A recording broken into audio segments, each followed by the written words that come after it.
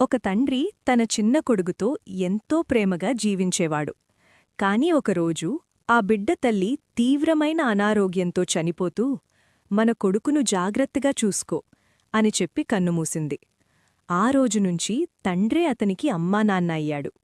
ప్రేమగా పెంచాడు. కాలం గడిచింది.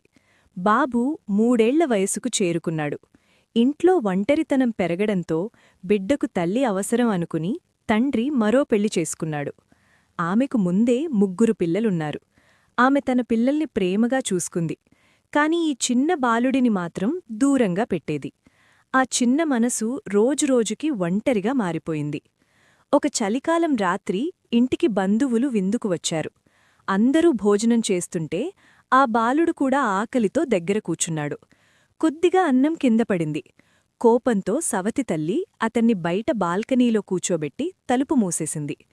తండ్రికి ఏవీ తెలియదు. ఇంటికొచ్చేసరికి పిల్లలు పడుకున్నారు అన్న మాట విని అతను నిద్రపోయాడు. ఆ రాత్రి కలలో అతనికి తన మొదటి భార్య కనిపించింది. మన కొడుకుని చూసుకో అని హెచ్చరించింది. అతను లేచి అడిగినా అన్నీ బాగానే ఉన్నాయి అని రెండో భార్య చెప్పింది. అతను మళ్లీ నిద్రపోయాడు. మళ్లీ కలలో అదే మాట. మూడోసారి ఆమె బాధగా చెప్పింది.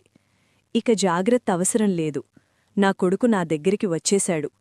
అతను ఒక్కసారిగా లేచి పిల్లల గదిలో చూశాడు. తన కొడుకు కనిపించలేదు.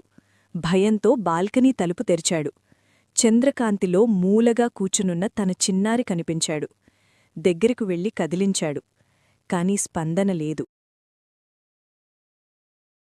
మీరు సబ్స్క్రైబ్ చేశారా? ప్లీజ్ సబ్స్క్రైబ్ చేయండి మా ఛానల్ను.